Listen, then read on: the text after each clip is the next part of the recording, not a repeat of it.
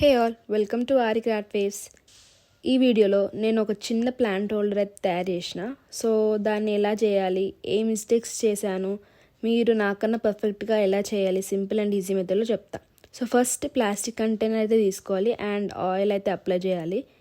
నా దగ్గర white cement చాలా రోజుల నుంచి అట్నే ఉండే, సో దాన్ని ఈరోజుకి యూజ్ చేస్తున్నా. ఆయిల్ అప్లై చేసినాక వైట్ సిమెంట్ని కలుపుకోవాలి. నేను చేసిన ఫస్ట్ మిస్టేక్ ఏంటంటే వాటర్ క్వాంటిటీ ఎక్కువ తీసుకున్నా.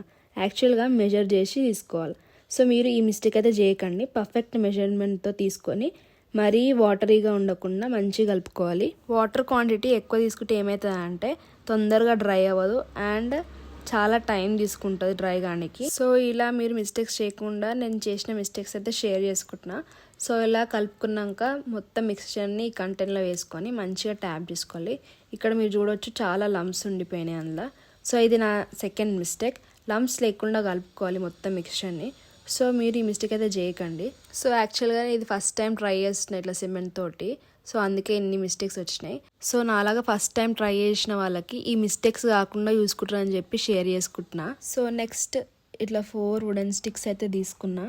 సో ఈ చెక్కలు కరెక్ట్ సైజులో అయితే కట్ చేయించిన. ఇట్లాంటి క్రాఫ్ట్స్కి యూజ్ అవుతాయని అన్ని దాచి పెడతా, ఏవి పడేబుద్ధి కాదు. సో ఇలా అయితే మొత్తం సెట్ చేసి నేను చేసిన థర్డ్ మిస్టేక్ ఏంటంటే 1 డేకే డిమాల్ చేసిన. సో క్రాక్స్ మొత్తం వచ్చేసినాయి. క్రాక్స్ ఎందుకు వచ్చినాయి అంటే నేను చేసిన ఫస్ట్ మిస్టేక్ వల్ల, అదే వాటర్ క్వాంటిటీ ఎక్కువ తీసుకోవడం వల్ల.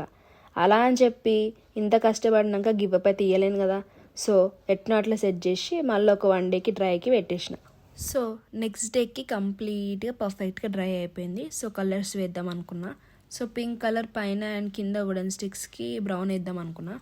సో బ్రష్ అయితే లేకుండే, సో చిన్న స్పాంజ్ ముక్క తీసుకొని అయితే మొత్తం అప్లై చేసేసిన.